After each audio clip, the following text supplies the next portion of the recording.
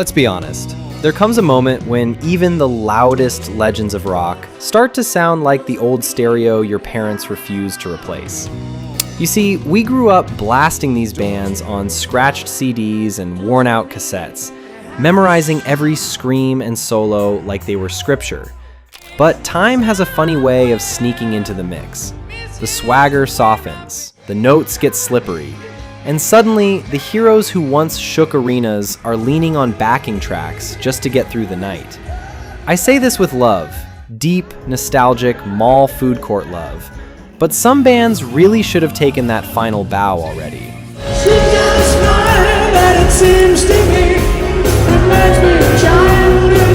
Number 1. Guns N' Roses.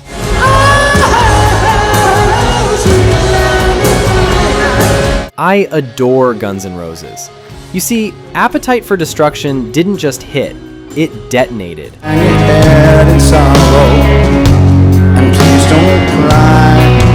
It was danger bottled and sold at every record store with a parental advisory sticker. But lately, watching them feels like flipping through a faded VHS of their glory days.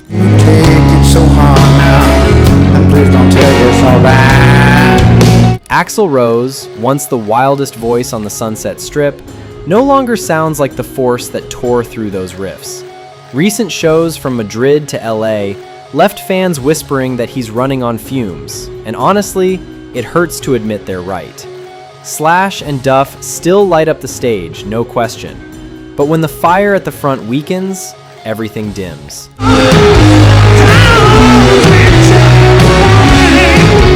It's like seeing a once ferocious storm return as a drizzle. Maybe the most rock and roll move now is choosing to stop before the echo replaces the roar.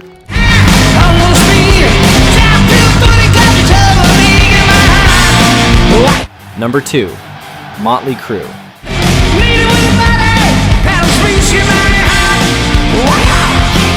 Mötley Crüe were once the kings of chaos, the soundtrack of rebellious teenagers everywhere.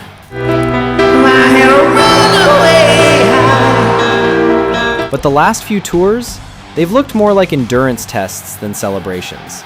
Vince Neil struggles to keep pace, sometimes leaning on the crowd to finish lines he can't quite reach anymore.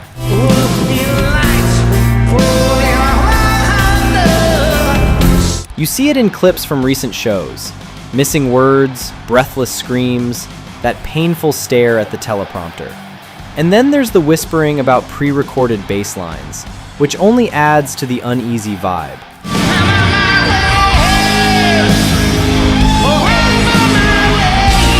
Sure, Tommy Lee still hammers the drums like a man powered by jet fuel, and John 5 shines on guitar, but the magic isn't there. This version of the Crüe feels like a high-budget tribute to their younger selves. Maybe it's time to stop chasing the past and let the legend rest where it still feels wild.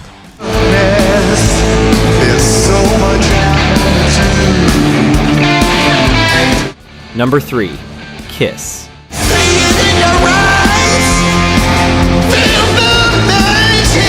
Kiss have been saying farewell longer than some bands have existed, and somehow it never fully sticks.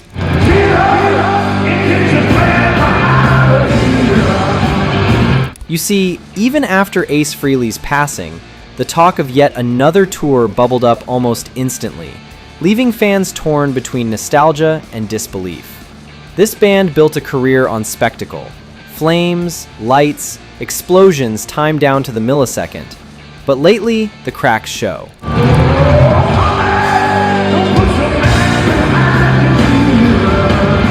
Lip sync accusations, pre-recorded vocals, performances that feel more mechanical than magical. It's like watching animatronics at a rock-themed amusement park. Still fun, but not the rebellion it once represented.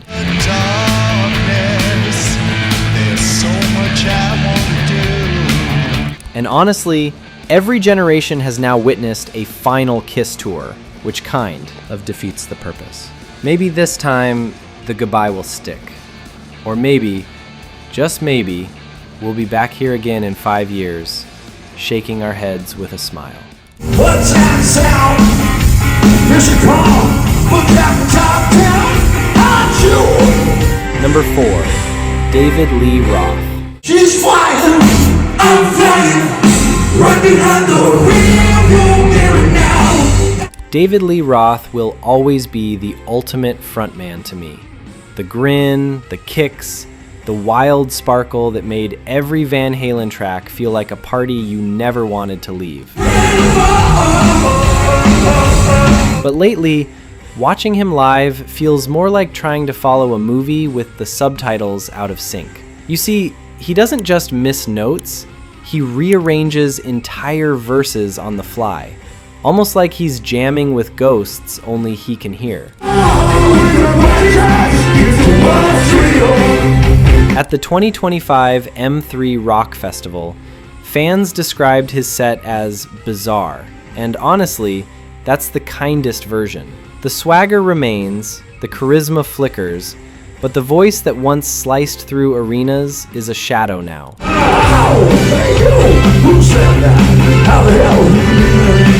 It's like hearing your favorite anthem played on a radio with a dying battery.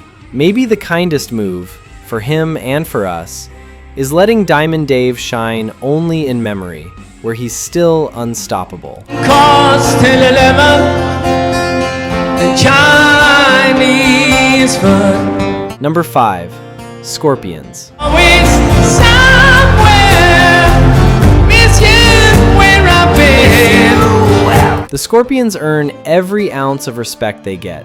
These guys have been rocking stages since mall arcades and neon jackets ruled the world. Just walk this way to the dawn of the light. But lately, even their most loyal fans feel the strain. Klaus Meine has pushed through health issues that would sideline most singers: breathing trouble, nerve pain, back surgery, and you can hear the battle in every high note. It's rising up in my eyes. Watch their 2024 shows and you'll see him pacing carefully, saving his voice, letting the crowd take over the toughest parts. And honestly, who could blame him?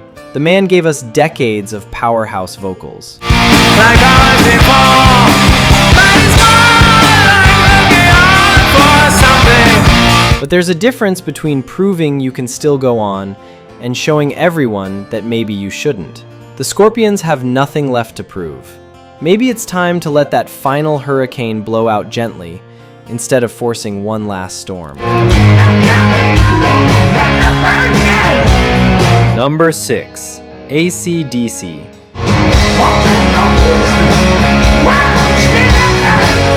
AC/DC are titans, the soundtrack of every backyard barbecue, first car ride, and late night rebellious moment.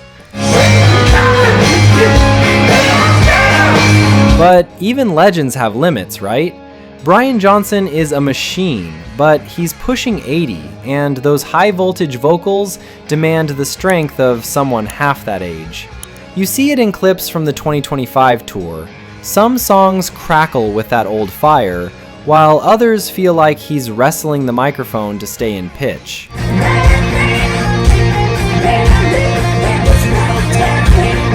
Angus Young still tears across the stage like he's plugged straight into a lightning bolt, but the overall show starts to look more like a marathon than a celebration. And really, what's left for them to conquer? We come again, please. The latest what you got. AC/DC defined hard rock. They shaped an era.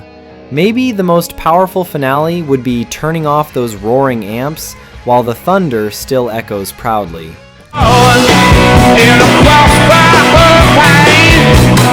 Number 7, The Rolling Stones.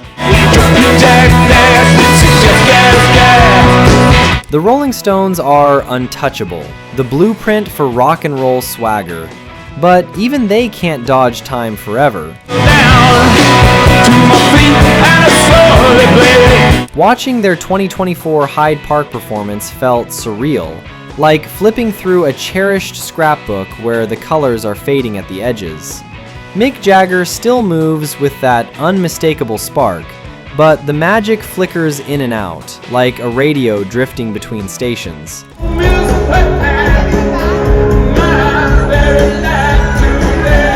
Keith's hands aren't as steady, and with Charlie gone, there's a quiet ache under every groove. You see, there's a fine line between defying age and denying it. Fans cheer the effort as much as the music now, and that's telling. The Stones have earned the right to rest as legends, not curiosities. Maybe the final bow should come not because they've faltered, but because they've fought to keep the fire alive longer than anyone ever imagined.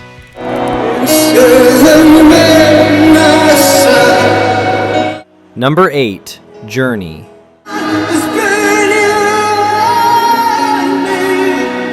Journey is one of those bands that feels stitched into American life. Their songs were made for road trips, wedding receptions, and late-night drives when the world felt wide open.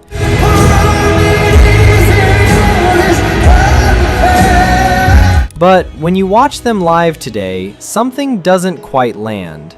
Arnel Pineda is a powerhouse, no doubt, but years of non-stop touring have worn down even his remarkable voice. The big notes are shortened, the spark feels contained, and the whole performance moves like a machine running low on oil.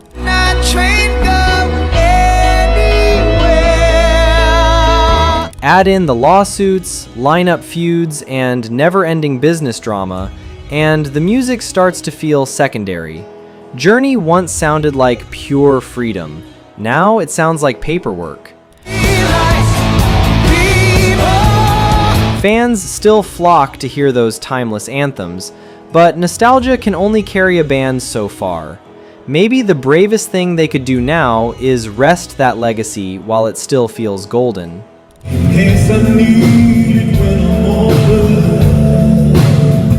Number 9. Foreigner.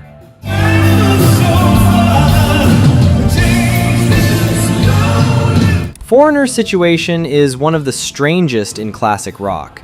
They still tour constantly, drawing huge crowds, but there isn't a single original member on stage, not one.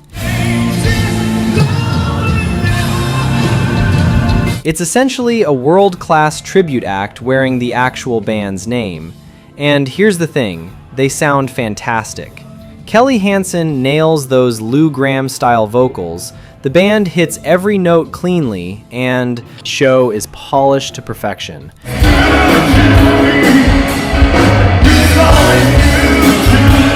But beneath that shine, something feels hollow. Fans pay big ticket prices expecting to see the men who wrote Cold as Ice and Jukebox Hero, not a totally new lineup performing immaculate recreations. It's like watching a Broadway musical about Foreigner rather than Foreigner themselves. Maybe it's time to retire the name, honor the records, and let the legend stay a legend instead of drifting into the world's most expensive cover band territory.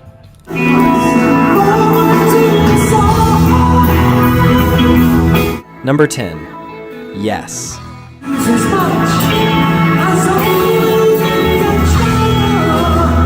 Yes will forever be one of progressive rock's crown jewels. But keeping track of the band today feels like trying to follow a maze drawn by someone who kept changing their mind.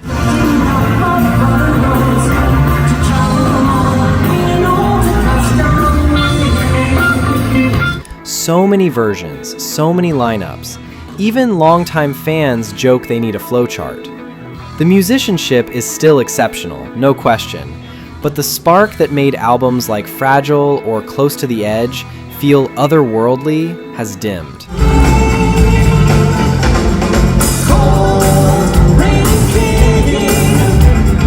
The tempos drag, the harmonies thin out, and the stage chemistry just isn't there anymore.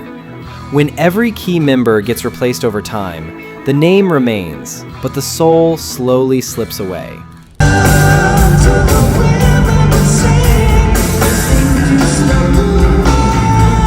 Recent tours have moments of beauty, sure, but they often feel more like respectful history lessons than living, breathing performances.